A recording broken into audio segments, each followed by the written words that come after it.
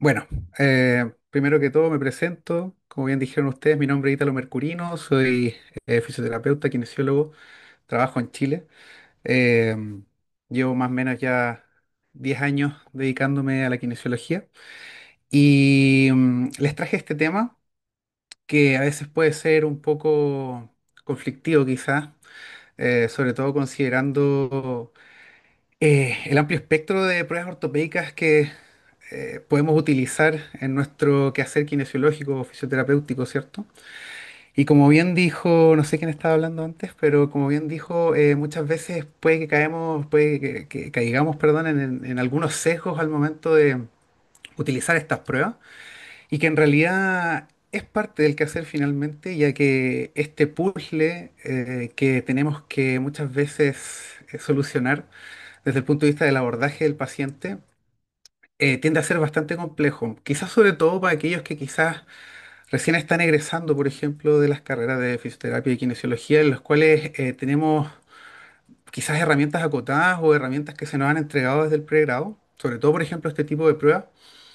Y muchas veces nos pueden entregar cierta información, pero que esta información, si es interpretada de manera errónea, nos puede llevar a incluso tomar decisiones equívocas en el momento de la intervención del paciente.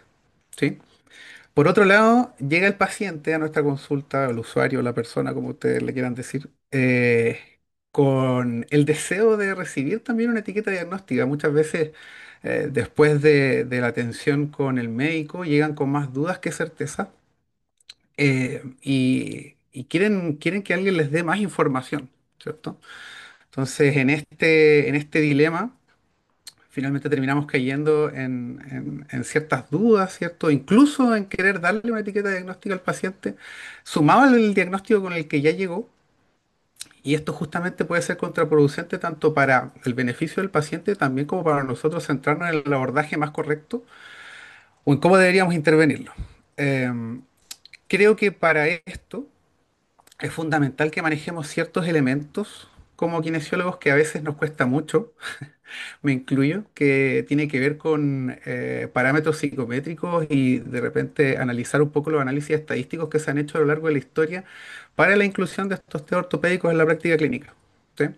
Entonces, los puntos clave que vamos a abordar dentro de esta presentación, en primer lugar, vamos a revisar un poco de la metodología de validación y los parámetros psicométricos utilizados en distintos test de precisión diagnóstica. ¿Sí? En segundo lugar, vamos a revisar la evidencia de la poca precisión diagnóstica que tiene el uso de los test de manera aislada. Y en tercer lugar, vamos a revisar la importancia de la historia clínica y los clústeres o grupos de prueba al momento de la evaluación kinesiológica o fisioterapéutica. ¿Sí? También como método de introducción les voy a presentar algunos conceptos dentro del proceso de validación y de los parámetros psicométricos porque estoy seguro de que a más de alguno le va a servir. ¿Sí? Entonces, cuando queremos evaluar la precisión diagnóstica o cuando queremos hacer, ¿cierto?, un estudio en el cual queremos validar, por ejemplo, una prueba o un test ortopédico, siempre se nos dice que esta validez, ¿cierto?, o esta precisión con la que podemos diagnosticar a través de estas pruebas va a estar determinada muchas veces por ejemplo, la selección de personas que se utilicen o los sujetos que se utilicen para validar el test, ¿cierto? En qué condiciones se encontraba la persona desde el momento en que adquirió la patología y cuánto tiempo lleva cursando la patología, ¿cierto? Van a haber muchas variables, ¿sí?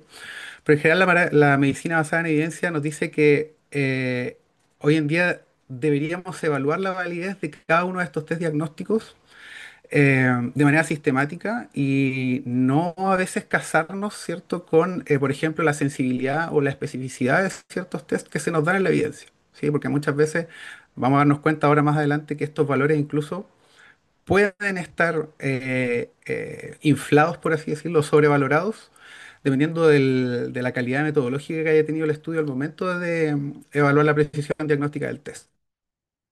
De hecho, este artículo que es viejísimo, que es del año 78, pero es de la New England Journal of Medicine, ya nos decían Ranolfov y Feinstein que habían problemas con respecto al espectro de las poblaciones utilizadas para analizar las pruebas de predicción diagnóstica y los sesgos al momento de seleccionar a las personas, ¿sí?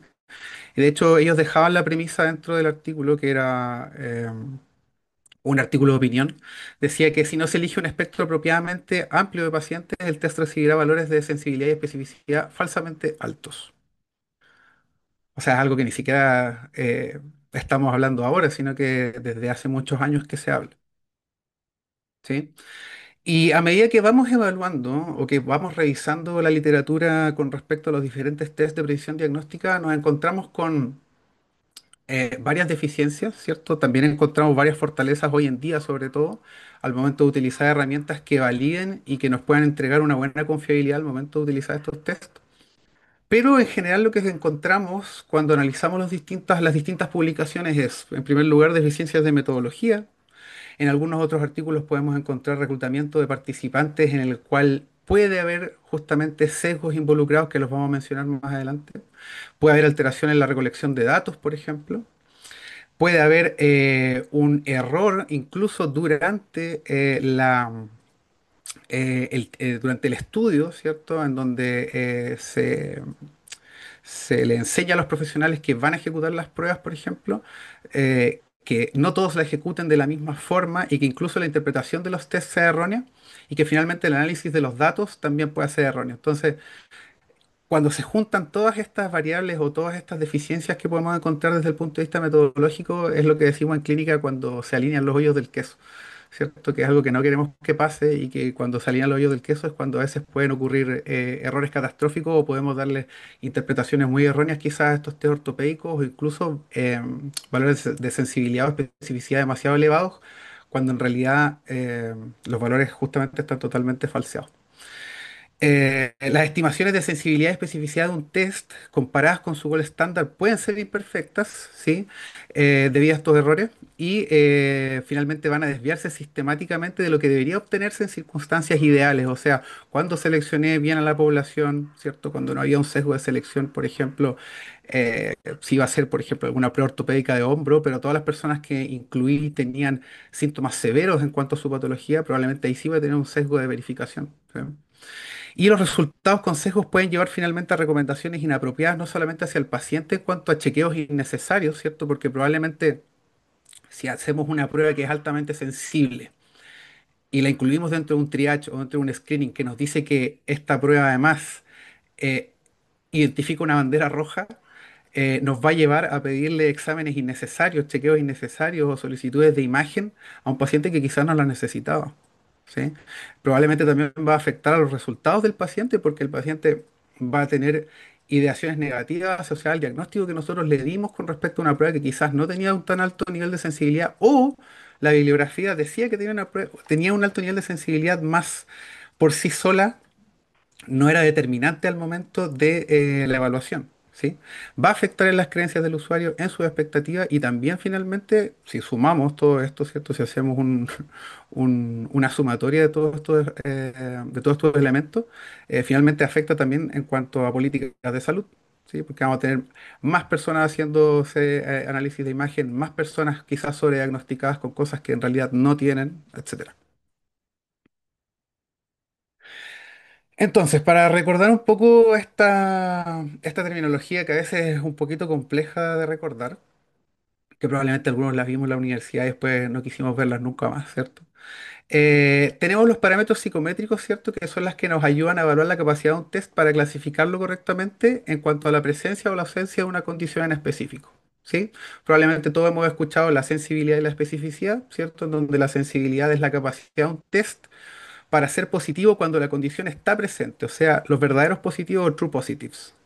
Finalmente, esta prueba, ¿qué nos va a ayudar? A descartar, ¿cierto? Porque si una prueba tiene un alto nivel de sensibilidad y el test me da negativo, estoy descartando que la persona tenga la condición. En segundo lugar, tenemos la especificidad, que es la capacidad de un test para ser negativo cuando una condición está ausente, o sea, los verdaderos negativos. O sea, finalmente me va a ayudar a confirmar una condición, ¿sí? Entre comillas, vamos a decir, entre comillas, confirmar. Después, tenemos la razón de probabilidad o el likelihood ratio, que esta es probablemente uno de los valores más importantes de estas pruebas y que en general no la consideramos cuando seleccionamos un test a aplicar a un paciente, y es que finalmente la razón de probabilidad nos indica cuál es la probabilidad en cuanto al aumento o disminución de realmente tener la enfermedad. O sea, por ejemplo, si eh, me da, por ejemplo, una prueba positiva, por ejemplo, en un TEPE, ¿cierto? El test de elevación de la pierna estirada para radiculopatía o dolor radicular hacia el miembro inferior, ¿cuántas probabilidades hay de que realmente ese test sea positivo? ¿Sí? Vamos a tener el LR positivo y el LR negativo, que el LR negativo sería como lo contrario. En el fondo, si el test me da negativo, ¿cuán probable es que realmente la persona no tenga la condición? ¿Sí? Y el valor predictivo o la probabilidad post-test es básicamente lo mismo que la razón de probabilidad, pero la única diferencia es que aquí se integra la prevalencia. ¿Sí? O sea, se identifica una población en específico para valorar cuán presente está esa condición en esta población. ¿Ya?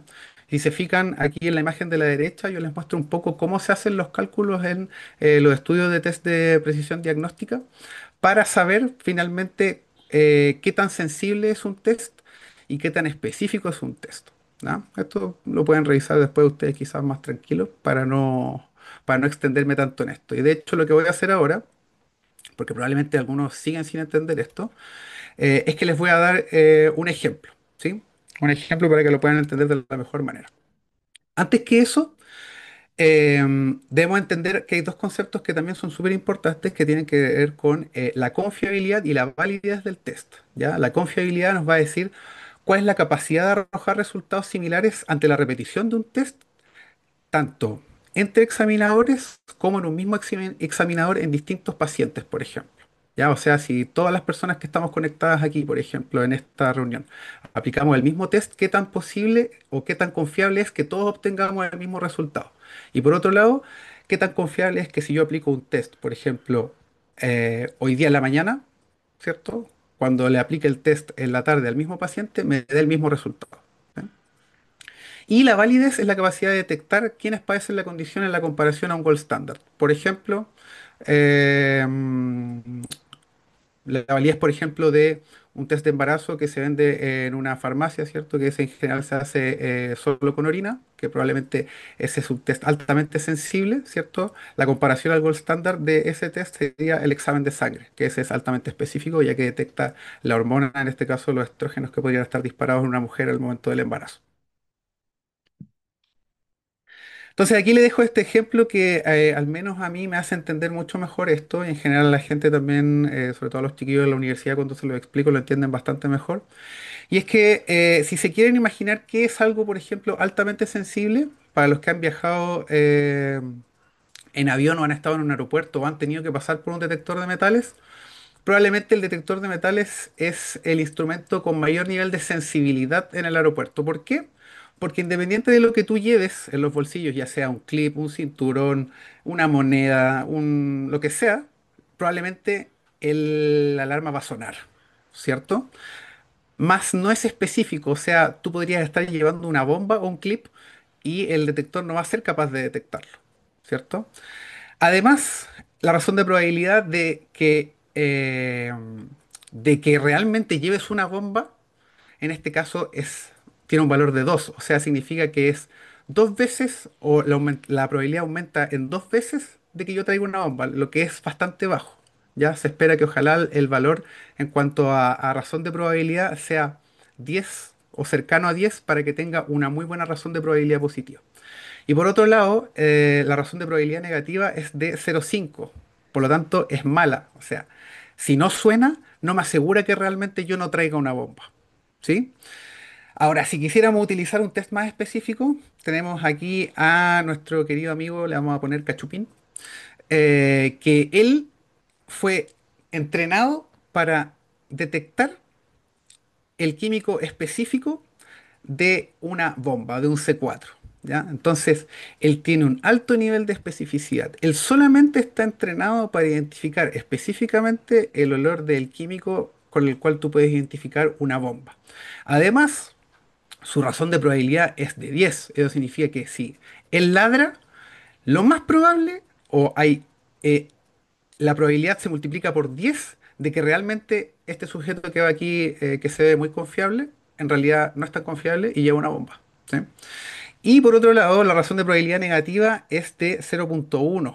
Por lo tanto, es muy bueno. Significa que si él no ladra, lo más probable es que en realidad él no lleve una bomba, independiente de que haya sonado quizás el detector de metales. Ahora, si tuviésemos que llevar ese valor a los valores de valor predictivo positivo o negativo, como les decía anteriormente, esto va a depender de la prevalencia. ¿Qué significa esto? Que si yo, por ejemplo, estoy en un aeropuerto comercial, como el que ven aquí en el lado derecho, en donde circula muchísima gente, ¿cierto? A lo largo del día, la prevalencia de que pase una bomba es muy baja, ¿sí? Por lo tanto, es mucho menos probable que realmente pase una bomba, ¿sí? En comparación con una zona de guerra, por ejemplo, en donde el valor predictivo positivo alto sí va a ser mucho más probable. ¿Por qué? Aquí tendremos que entrar un poquito en matemáticas, porque aquí probablemente de cada 10 millones de personas que circulan por este aeropuerto, solamente uno pasó con una bomba. Pero acá, en este aeropuerto que está quizás en una zona de guerra, en donde solamente pasan 100 personas, pero de cada 100 personas que pasan, 50 traen una bomba, el valor predictivo positivo es mucho más alto. Entonces hay mucha mayor probabilidad de que realmente lleve una bomba. Ojalá que eso los haya ayudado a entender un poquito más cómo se utilizan estos parámetros psicométricos al momento de interpretar un test diagnóstico. Después de eso, que ya entendimos, ¿cierto?, los parámetros psicométricos, la validez y la confiabilidad, tenemos instrumentos para la evaluación de la calidad de cómo se realizaron los estudios de precisión de test diagnóstica, y donde tenemos principalmente dos, ¿sí? En primer lugar tenemos el QADAS 2, ¿sí?, que es el Assessment of Diagnostic Accuracy Studies, el cual lo que hace o lo que hace esta herramienta es revisa o realiza una evaluación de calidad del estudio sistemático para ver cómo se hizo la selección de pacientes, cuál fue el test índice o index test que se iba a analizar, cuál es el estándar de referencia con el que se pretende comparar al test de índice o el index test, y cómo fue el flujo y tiempo en cuanto a la selección de los pacientes. Eso también lo vamos a explicar más adelante, ¿ya? Y finalmente lo que me ayuda el QADAS 2 es, me permite evaluar el riesgo de sesgo, ya el risk of bias, que ustedes lo pueden encontrar en los textos en inglés, y las preocupaciones con respecto a a la aplicabilidad del estudio. Y por otro lado, tenemos la guía START, ¿cierto? Publicada el año 2015, en el cual se nos entregan estándares para reportar el cómo se realizó el estudio de precisión diagnóstica, ¿ya? Entonces, esta guía lo que nos hace es entregar como una especie de flujograma para mejorar la completitud y la transparencia de los reportes de estudio en cuanto a la precisión diagnóstica. Y ahora vamos a ver cómo se aplican ambos, ¿sí? Por ejemplo, aquí tenemos el riesgo de perdón, de sesgo y de aplicabilidad en el QADAS 2, ¿sí? En donde tenemos los dominios y cuáles son los elementos que finalmente se deben identificar dentro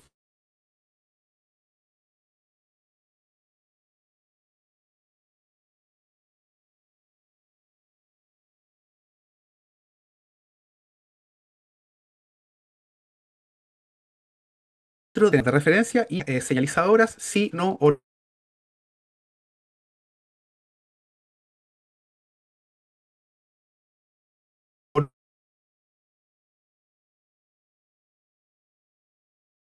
no claro, los riesgos de sesgo que se identifican, las preguntas con respecto a cada dominio, ¿cierto? Por ejemplo, si la mezcla, perdón, la selección de de los pacientes al momento de realizar el estudio diagnóstico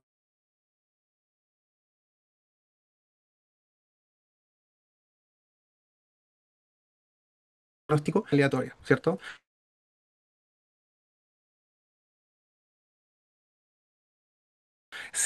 ¿Verdad? Dentro de los riesgos de sesgos, por ejemplo, puede ser que se hayan incluido ciertos sesgos al momento de la introducción de los pacientes. Por ejemplo, queríamos validar una prueba de sensibilidad de pacientes con cáncer de colon y solamente fueron incluidos, por ejemplo, pacientes ya con el diagnóstico confirmado desde una clínica especializada solamente con pacientes con cáncer de colon. ¿Se fijan? Entonces eso introduce un sesgo dentro de la elaboración del estudio. Y así sucesivamente. Lo más probable es que cuando vean un estudio en donde está incluido el QADAS 2 van a ver esto. ¿ya? Van a ver este tipo de imágenes, ¿cierto? Por ejemplo, esta es una revisión sistemática donde se incluyen todos los estudios que fueron y que todas las preguntas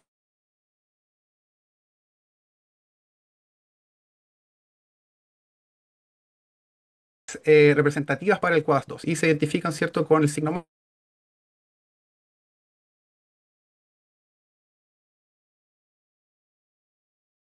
no claro, ¿sí? Y puede que lo encuentren como con una carita feliz, una carita triste que se ve ahí, o un signo de interrogación. Después tenemos la lista START, que les decía anteriormente yo, ¿verdad? Que es esta especie de aquellos que quieren hacer estudios de precisión diagnóstica y en el fondo nos dice los tópicos que sí o sí deberían estar incluidos dentro del estudio, ¿cierto? El abstract, la introducción, la metodología, los participantes, que aquí empiezan los puntos más importantes probablemente, o sea, cuáles fueron los criterios de elección al momento de integrar a los pacientes dentro del estudio, ¿cierto?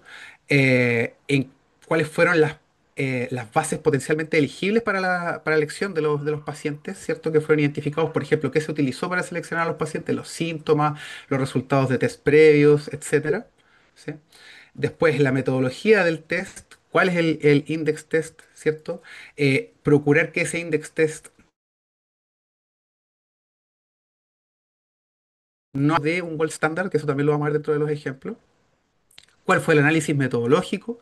¿Cuáles fueron los resultados, cierto? Los resultados del test probablemente tal, la discusión y otras informaciones con respecto a quizás las limitaciones del mismo estudio, ¿sí? Y en general lo que ustedes van a ver dentro del artículo es esto, ¿sí? Van a ver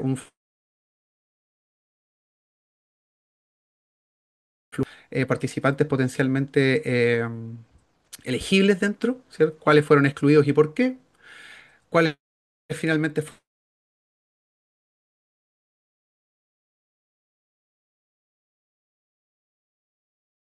fueron los pacientes elegidos para el test?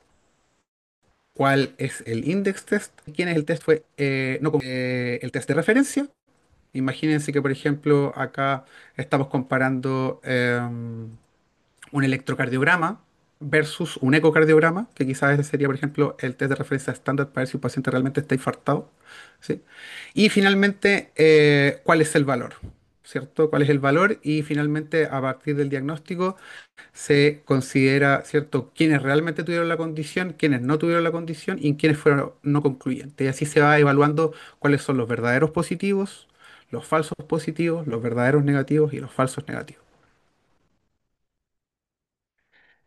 Aquí tenemos las fuentes de sesgo que justamente son las que presenta el estudio Quadas, ¿cierto? Que es lo que debería fijarse cada investigador, ¿cierto? Al momento de realizar un estudio de test de precisión diagnóstica, y es que justamente nos describen que para que la precisión diagnóstica sea confiable y aplicable, los estudios deben evitar fallas sistemáticas o limitaciones en el diseño o la conducción que puedan distorsionar los resultados, ¿cierto? Entonces, por ejemplo, vamos a encontrar sesgos de espectro, ese es uno de los principales que podemos encontrar, el spectrum bias, que es que la población es no representativa.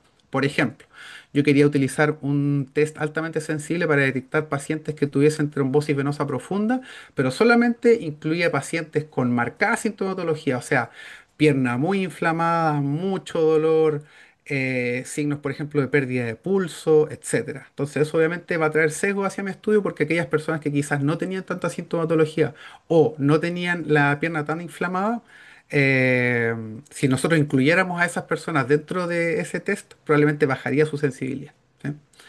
Después tenemos el sesgo de verificación o verification bias, que es la proporción de los participantes recibe la confirmación del diagnóstico mediante el estándar de referencia. ¿Ya? Eso significa que, por ejemplo, la prueba que es el gold standard se aplica solamente en los positivos. ¿Sí? Después tenemos el sesgo de incorporación, en el cual el resultado del test index o el test índice forma parte de la definición de estándar de referencia. Por ejemplo, yo quiero utilizar la radiografía para diagnosticar pacientes con insuficiencia cardíaca y se las paso a puros médicos para que hagan el diagnóstico. Sin embargo, más de alguno sabe de los médicos que cuando observa una radiografía puede medir el ancho del corazón y ese es un determinante para valorar si el paciente tiene o no insuficiencia cardíaca. Entonces, eso me introduce un sesgo de incorporación de conocimientos previos del profesional que puede darle mayor valor o mayor sensibilidad a la prueba que yo quería evaluar de forma aislada. Y finalmente tengo el sesgo de referencia en el cual selecciono solamente un grupo de alto riesgo, como les decía antes, en el cual solamente, por ejemplo, se verían a pacientes referidos de un centro especializado y finalmente la población no es representativa de la población en general. Aquí les traigo un ejemplo que creo que es bastante representativo de todo lo que hemos hablado hasta ahora y me gustaría que si alguien de los que está conectados pudiese participar, sería ideal. Eh, y que tiene que ver con lo siguiente. Aquí tenemos dos recuadros, ¿sí? En el cual se compara el straight leg raise o el TP o elevación de la pierna estirada, ¿cierto? Para el diagnóstico de radiculopatía de la extremidad inferior. Y por ejemplo, en este cuadro, el test de referencia fue la imagen versus en esta figura en donde el test de referencia fue la cirugía. Y si nos vamos a los valores de sensibilidad, los valores de sensibilidad para los pacientes en donde el test de referencia fue la imagen, si se fijan, fue 37%, 53%, 35%, 81%, 64%, que si se fijan es bastante bajo. Sin embargo, en la comparación, cuando el test de referencia fue la cirugía, tenemos sensibilidades del 84, 85, 97, 96, 98, 96, o sea, bastante elevado. ¿A alguien se le ocurre por qué ocurre esto? ¿Por qué a los pacientes en donde se comparó el test de referencia del SLR con la cirugía, los valores de sensibilidad son tan altos? Dejo ahí el micrófono abierto por si alguien quiere opinar.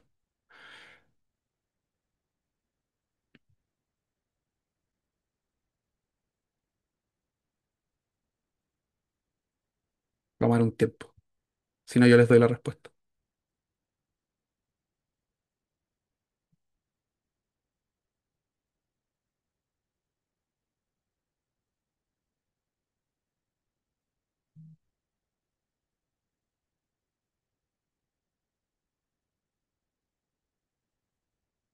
Se están hablando por el chat y yo no veo. A ver. A ver. ¿A nadie se le ocurre? ¿O tienen más dudas que certezas con respecto a esto?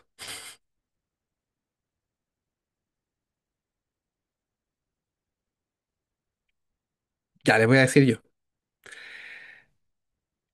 La sensibilidad en esta prueba es muy elevada porque si el test de referencia era la cirugía, o sea, la confirmación de la radiculopatía se dio por cirugía, es porque probablemente todas las personas que fueron incluidos en este estudio tenían mayor sintomatología o sintomatología más grave y requerían de cirugía. O, por ejemplo, pasaron por tratamiento conservador que no resultó debido a la sintomatología y finalmente requirieron de la cirugía. Entonces, obviamente, la sensibilidad para esos pacientes va a ser mucho más elevada versus un paciente que, por ejemplo, su sintomatología no era tan grave como para requerir cirugía y al momento de elevar la pierna no sentía dolor, pero en ciertas situaciones del día a día sí había presencia de dolor radicular o radiculopatía propiamente tal. ¿Sí? Espero que se haya entendido como la comparación. Entonces, ahora pasamos quizá a algo más entretenido porque la estadística probablemente a todos los cansa un poco, pero es necesario.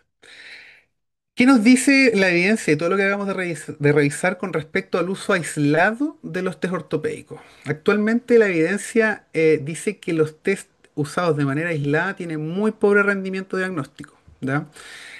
Por ejemplo, en este artículo que es de Vanderbilt del año 2010, nos mostraba que, por ejemplo, el straight leg raise tiene muy pobre rendimiento diagnóstico para identificar, por ejemplo, hernia discal lumbar cuando se usa de manera aislada el test, ¿ya? Sobre todo en base a lo que les decía yo anteriormente, ¿ya? La mayoría de los hallazgos o estos niveles de sensibilidad elevados vienen de poblaciones quirúrgicas con una alta prevalencia de hernia discal y con un espectro severo de la enfermedad. O sea, probablemente los pacientes ya tenían identificación de algunas banderas rojas, por ejemplo. ¿Eh? Presencia caudequina, debilidad bilateral, sensación de adormecimiento bilateral, pérdida de control de esfínter, etcétera. ¿Sí? En estas poblaciones, el TEPE o el Straight Leg Race mostró alta sensibilidad, pero especificidad variable y el rendimiento diagnóstico en poblaciones no seleccionadas es incierto. Después, si nos vamos a otro tipo de pruebas, nos vamos a otra región que es del hombro, ¿cierto? Tenemos un clúster de hombro en el cual se aplican distintas pruebas, en donde se incluyen, por ejemplo, la prueba de Hawkins-Kennedy, ¿cierto? La prueba de NIR, la prueba del arco doloroso que vemos acá, EMTICAN y la prueba de rotación externa, sí, que a pesar de que este es un clúster y que en teoría debería darnos o entregarnos mucha mayor información, la verdad es que la evidencia actual nos muestra que incluso teniendo tres o más test positivos de los cinco test que se aplican, solamente alcanza a tener una sensibilidad del 75% y una especificidad del 74%. O sea, eso nos dice que de 10 pacientes que nosotros evaluemos, eh, probablemente vamos a tener a dos que se nos van a escapar, ¿sí? Que se nos van a escapar de esta capacidad de descartar o de confirmar la condición como tal. Y por otro lado, tenemos la razón de verosimilitud, que solamente es de 2,93. Entonces, si recuerdan, anteriormente, cuando vimos en el recuadro anterior, la prueba debería estar cercana a 10 para que aumente las probabilidades de que cuando, por ejemplo, la persona nos dé más de tres pruebas positivas, realmente tenga la condición, ¿cierto? Entonces, el valor clínico de esta prueba y de este clúster, incluso aplicado de manera aislada en la práctica clínica, tiene un valor clínico débil. Incluso si un test tiene una cierta precisión teórica desde el punto de vista de sus parámetros psicométricos, su utilidad clínica se reduce si tiene baja fiabilidad o una consistencia o reproducibilidad baja. ¿Qué significa eso? ¿Qué es lo que hablábamos antes con respecto, por ejemplo, a la consistencia y a la confiabilidad? Aquí tenemos tres tests, ¿cierto? Que es el test de Eli, el test de Thomas y el test de Over. ¿Sí? Por ejemplo, para el test de Eli, que busca medir longitud muscular, principalmente, ¿cierto?, de los músculos de la cadena anterior del muslo, la consistencia intrarater, o sea, intraevaluador e interevaluador es solo moderada, ¿ya? Eso significa que yo puedo aplicarle un test de ELI a un paciente en la mañana y obtener un resultado, y en la tarde aplicarle al mismo paciente el mismo test y obtener un resultado totalmente diferente, ¿sí? La diferencia mínima requerida para subir un cambio real en la medición del test de ELI fue aproximadamente 11 grados, ¿ya? Eso también es importante tener en consideración. Después, con respecto al test de Thomas, los niveles de fidelidad también son moderados. Ya tiene un intervalo o un coeficiente de correlación intraclase de 0,43 a 0,59. Este valor también siempre tiene que estar lo más cercano a uno posible. Mientras más cercano a uno, significa que tiene mayor confiabilidad y mayor consistencia. Eso significa que independiente de que en qué momento del día lo aplique o quién lo aplique, va a obtener los mismos resultados. Por lo demás, este test fue elaborado, ¿cierto?, también para evaluar longitud muscular. Sin embargo, en estudios cadéricos se ha demostrado que es imposible aislar lo que solamente ocurre desde el punto de vista muscular con respecto a lo que ocurre, por ejemplo, a nivel cápsulo ligamentoso en este tipo de pruebas. De hecho, el test de Over tiene un estudio que es bastante interesante, en el cual se hizo, bueno, este test para lo que se usa es para medir tensión de la banda iliotibial, ¿cierto? En el cual el paciente se coloca en decúbito lateral y el clínico deja caer la pierna contra la gravedad, ¿cierto? Si el pie o la pierna no toca la camilla, significa que habría un aumento de tensión en la banda iliotibial. Sin embargo, en estudios cadavéricos se ha refutado esta hipótesis, ya que lo que hicieron en este estudio fue que de lleno diseccionaron la banda iliotibial en los cadáveres y aplicaban nuevamente la prueba y el test seguía dando positivo, ¿ya? Entonces, la disección o la sección de la banda iliotibial no produjo cambios significativos en la aducción del muslo. De hecho, los hallazgos del test de Over son influenciados por otras estructuras proximales, como el glúteo medio, mínimo, la cápsula articular de la cadera, lo cual finalmente cuestionaría su validez para determinar que la tensión va a estar solamente determinada por la banda iliotibial. Entonces, después de decirles todo esto, ustedes probablemente me van a decir, ya, entonces, ¿qué hacemos? ¿Para qué nos sirve o de qué nos sirve tener todos estos test en nuestra práctica clínica? ¿Ya?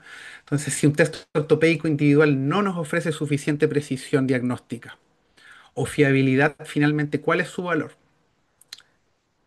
La mayoría de la evidencia hoy en día nos indica que principalmente nos entrega tres consideraciones el uso de estos test. En primer lugar, nos entrega evaluación de la función y la limitación, o sea, nos permite cuantificar quizás movimiento, ROM, y evaluar si existe quizás una limitación específica. En segundo punto, nos ayuda a buscar el signo concordante, que es aquel síntoma o aquel movimiento o posición que reproduce los síntomas específicos del paciente. ¿Sí? Cuando el paciente te dice, eso es lo que siento, eso es lo que me duele generalmente, para eso nos podría servir, ya que el valor de estos signos no aprobado, perdón, no probados debe interpretarse con cautela. ¿Ya? La experiencia clínica y la intuición también pueden ser a veces engañosas en cuanto a las observaciones sistemáticas de estos test.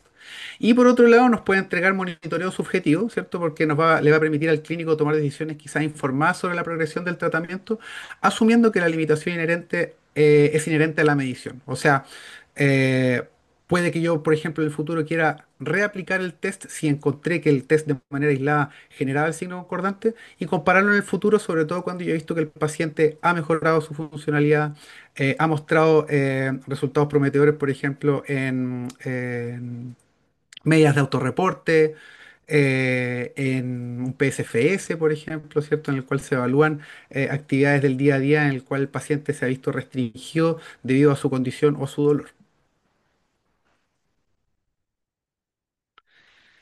¿Ya? Y finalmente el rendimiento diagnóstico de estas pruebas va a mejorar cuando se evalúa, como decía anteriormente yo, en combinaciones de test y siempre en conjunto con la información de la historia clínica del paciente. Esto es probablemente lo más importante y creo que lo que debemos recalcar más, que es que el test por sí solo, aunque sea un clúster, nunca va a superar al clúster en conjunto, por ejemplo, con la historia clínica del paciente. ¿Sí? Porque a partir de la historia clínica podemos identificar muchos otros elementos, ¿cierto? Variables demográficas, eh, factores de sobrecarga, comorbilidades, creencias, expectativas negativas del usuario, kinesiofobia, etcétera, etcétera, etcétera, ¿sí?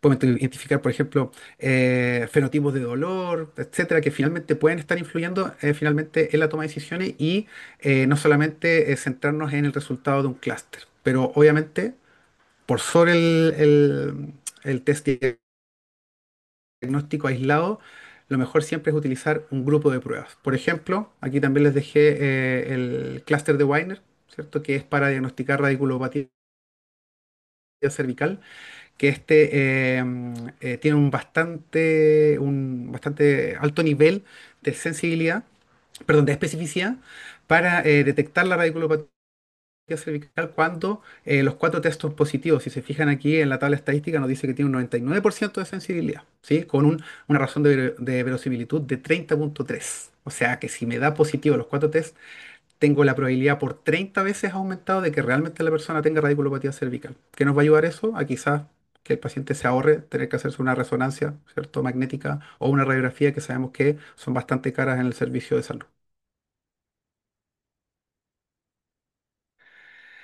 Y si revisamos también en la evidencia con respecto al uso aislado de los test en comparación con otro tipo de variables al momento de la evaluación de nuestros pacientes, vamos a encontrarnos con algunos artículos interesantes, ¿cierto? Como por ejemplo este artículo de revisión de Chad Cook del año 2019, en el cual se analizaron la capacidad diagnóstica que tenían la historia del paciente, los hallazgos clínicos, los test físicos y los test ortopédicos en el diagnóstico de la estenosis espinal lumbar, ¿sí? En donde, por ejemplo, en este estudio en particular, lo que se hizo fue analizar el cambio de probabilidad post-test para los hallazgos clínicos, ¿sí? Se identificaron o se evaluaron distintas variables, principalmente variables demográficas, la historia del paciente, factores agravantes y aliviantes, la sintomatología, la funcionalidad, y se utilizaron pruebas funcionales y de rendimiento en conjunto también con pruebas o maniobras de provocación, ¿sí? Y finalmente, de hecho, esta revisión, si no me equivoco, finalmente incluyó 9 artículos de revisión y a pesar de que eran pocos artículos de revisión, hacían en total casi 36.000 pacientes dentro del N analizado y ninguno de los hallazgos por sí solo fue lo suficientemente fuerte como para confirmar o descartar la estenosis, ¿sí? De espinal lumbar. Refuerza que los modelos de diagnóstico multivariables que combinan aspectos de la historia clínica y el examen físico mostraron mucho mejor rendimiento que los test aislados, ¿sí? En este artículo de una colaboración Cochrane de Van der Wind del año 2010, si no me equivoco, que es este artículo, sí, eh, también se llegó a las mismas conclusiones en que priorizar la historia clínica y los síntomas autoinformados por el paciente pueden ofrecernos mucha mayor utilidad diagnóstica que los test aislados. Hoy en día han ganado mucha fuerza la utilización de medidas de resultados de los pacientes, por ejemplo, Starback Tool, Orebro, etcétera, que nos ayudan a ir monitorizando a lo largo del tiempo cómo han ido cambiando la sintomatología del paciente asociado a su condición. ¿Sí? Entonces, es esencial que además utilicemos estas medidas de resultado, no solamente quizás como dentro de nuestra evaluación inicial, sino que también las apliquemos en algún momento determinante dentro de nuestra intervención para saber cuáles han sido los cambios desde el punto de vista de la funcionalidad y la calidad de vida del paciente desde que llegó a nuestras manos. Y finalmente, debemos, creo, ponernos en pie de juicio, ¿cierto? En que, claro, generalmente cuando, por ejemplo, trabajamos en sistemas de salud público, quizás tenemos poco tiempo para evaluar al paciente y estos test diagnósticos pueden ser muy útiles, ¿cierto? Pero quizás nos estamos olvidando de la parte más importante dentro del proceso evaluativo del paciente, que es la evaluación final de los determinantes sociales de la salud y sus diferentes dominios, ¿cierto? Entonces se incluye la estabilidad económica del paciente, su nivel educacional, eh, sus cuidados en salud en general, sus hábitos, ¿cierto? Su contexto comunitario y social, su entorno comunitario, ¿verdad? Todos estos factores no basta solamente quizás con pesquisarlos dentro de la evaluación, quizás ahí podemos aprovechar ciertas instancias, sobre todo para los que a veces nos ha tocado trabajar en servicio público y tenemos muy poco tiempo para atender o a entrevistar a nuestro paciente, y quizás aprovechar esos tiempos en donde estamos utilizando, por ejemplo, la fisioterapia para conversar con nosotros, podríamos asesorarlos o darles consejos para intervenirlos finalmente, porque no sacábamos nada con pesquisarlos si no podemos intervenir alguno de ellos, porque sabemos que además es muy difícil intervenir factores como quizás el acceso a la salud o la estabilidad económica, ¿sí? Por otro lado, no podemos quedarnos solamente con este lado de la rueda, ¿cierto? Del modelo de PDM, de Tu Soñante. Este es un artículo del año 2020, si no me equivoco, que nos muestra el modelo del dolor y disfunción en, y cómo evaluarlo en cada persona, ¿cierto? Y finalmente, si lo pensamos, si solamente estamos evaluando test ortopédicos de manera aislada, solamente nos estamos quedando en esta zona. Solamente nos estamos quedando en los drivers o en los conductores del dolor de manera, por ejemplo, de dolor nociceptivo o en aquellas disfunciones del punto de vista del sistema somatosensorial. ¿Ya? Y tenemos que evaluar estos otros ítems. Tenemos que evaluar eh, conductores contextuales desde el punto de vista de lo cognitivo emocional, comorbilidades, porque sabemos hoy en día el gran impacto que pueden tener estos elementos dentro de no solamente el proceso evaluativo para nosotros, sino que también en los resultados que podamos obtener o que pueda obtener en realidad el paciente a lo largo de nuestra intervención.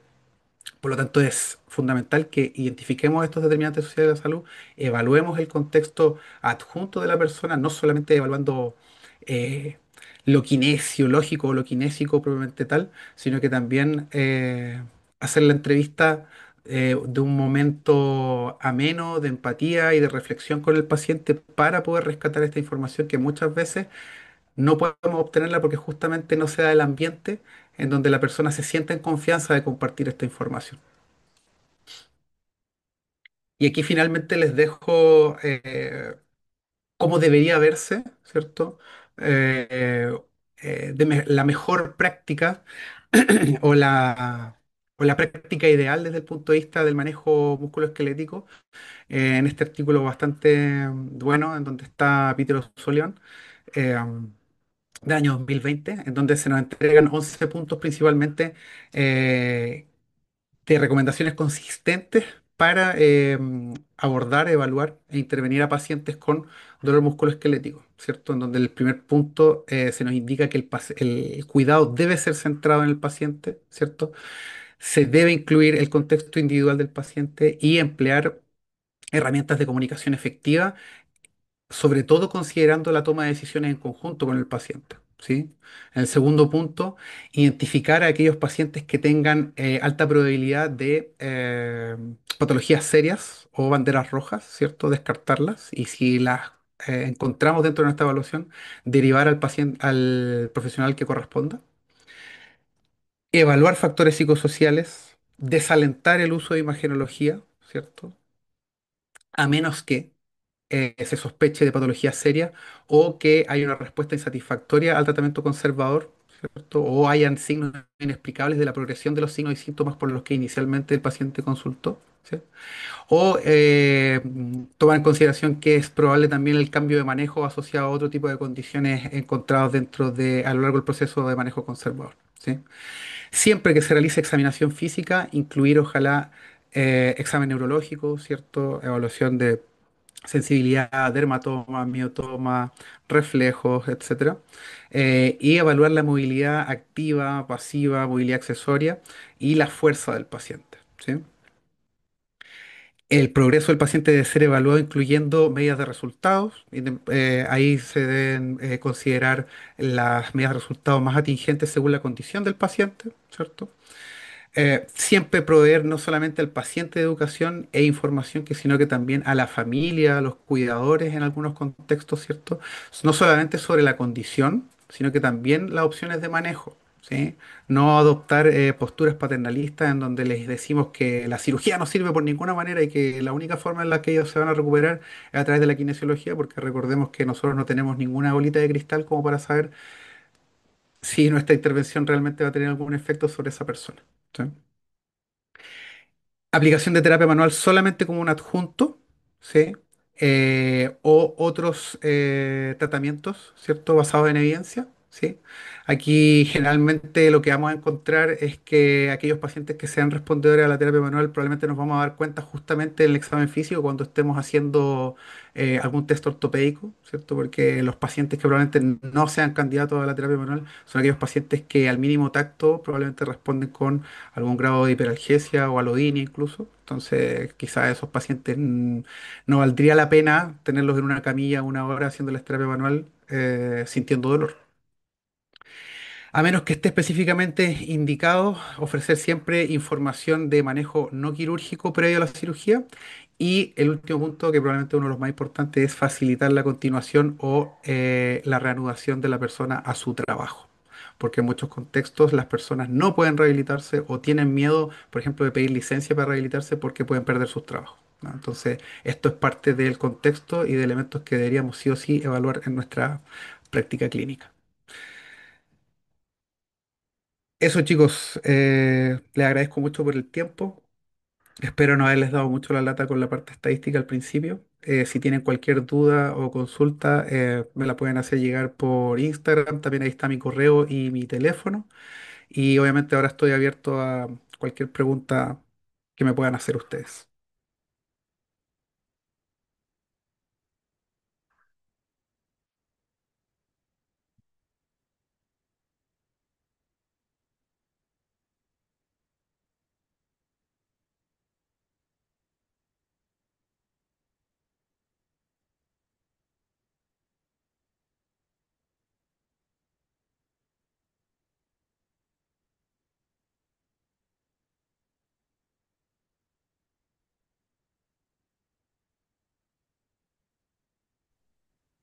Ujú.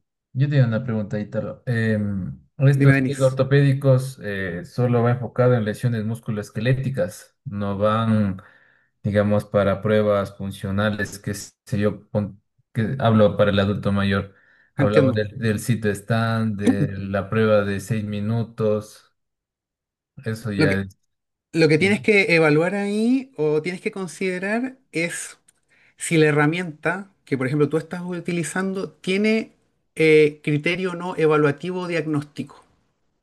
Por ejemplo, el test de marcha 6 minutos quizás no tiene criterios diagnósticos porque no te va a decir qué es lo que tiene la persona, pero sí va a evaluar la distancia recorrida y, por ejemplo, cuál fue su variabilidad cardíaca a lo largo del test, cuál fue su variabilidad en cuanto a la saturación periférica o a los síntomas. Entonces, quizás los parámetros, por ejemplo, de sensibilidad y especificidad no los vas a encontrar en este test, pero sí, por ejemplo, podrías encontrar cuáles son el coeficiente de correlación interclase e intraclase. O sea, si todos los que estamos acá le aplicáramos, por ejemplo, a Rommel el test de marcha 6 minutos, que ese test tenga la validación suficiente como para que todos obtengamos el mismo resultado. Listo, listo, listo, listo. Ya voy. Yo espero que quede claro. Sí, gracias. Súper. Ahí, por ejemplo, ahora que mencionaste en personas mayores, por ejemplo, el SPPB o el Short Performance. Se me fue la otra P. Short Performance Battery, no me acuerdo cuál es la segunda P, pero son estas pruebas, ¿cierto?, que nos valoran, por ejemplo, el nivel de fragilidad que puede tener una persona mayor. Esas pruebas sí tienen criterio diagnóstico porque tienen tres, también es como, podríamos decir que es como un clúster, porque evalúa la posición de tándem, la velocidad de marcha y evalúa la resistencia de extremidades inferiores a través del Five Times Circumstance Test. Entonces, si te fijas, como evalúa distintos dominios, uno evalúa equilibrio, el otro evalúa velocidad de marcha, el otro evalúa resistencia, te permite no solamente ser sensible como para descartar que la persona tenga fragilidad, sino que te ayuda también a confirmar cuál es el elemento en específico que está afectado en esa persona. Ya. Y por ejemplo, estos test ortopédicos, bueno, digo yo no, o sea, podría también intervenir un test muscular tal vez que queramos Ujú. hacer.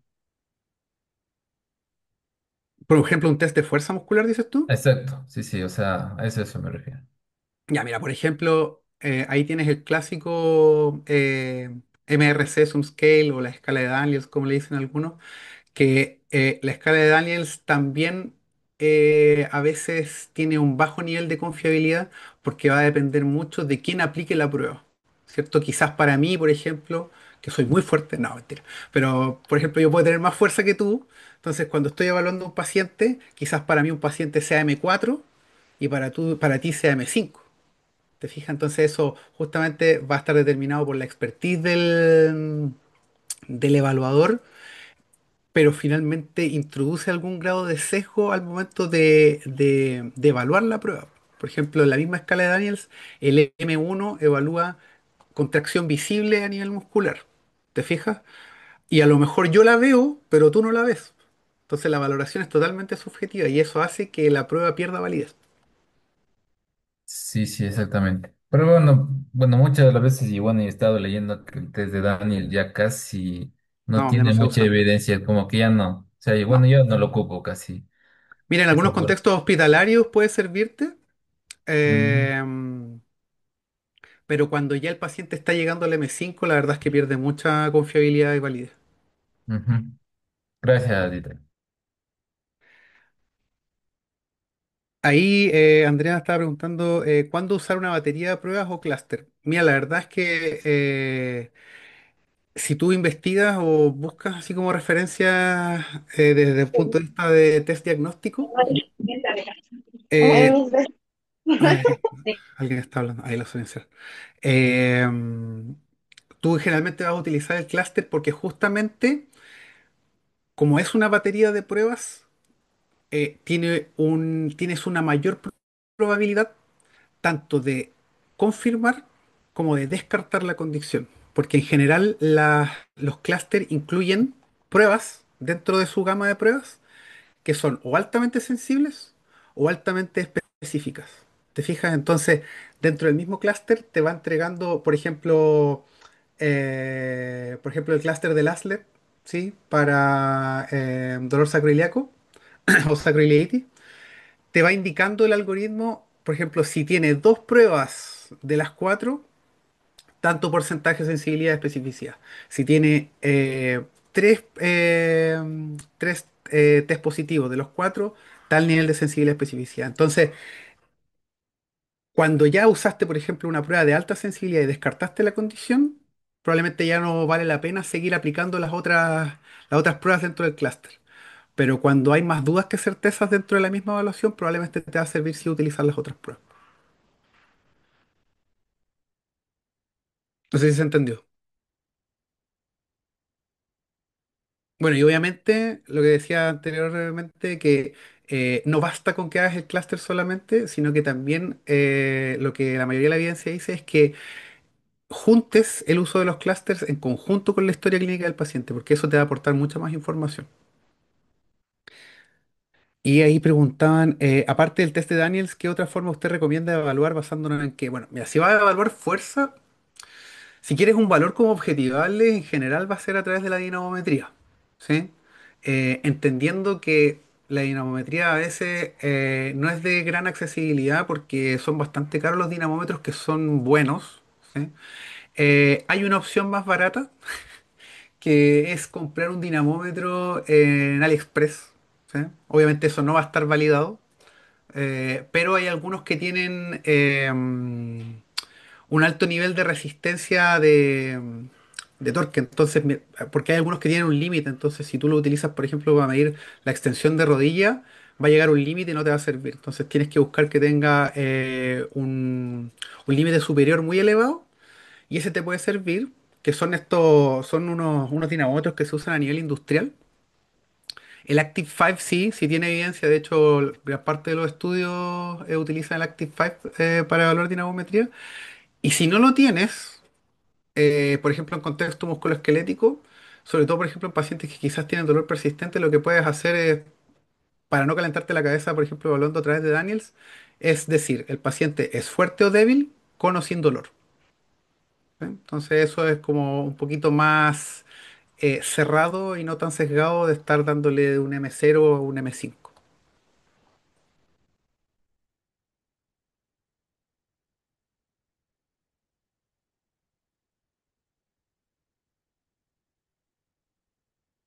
De hecho, yo me quiero comprar el Active 5, pero estoy esperando que esté más barato.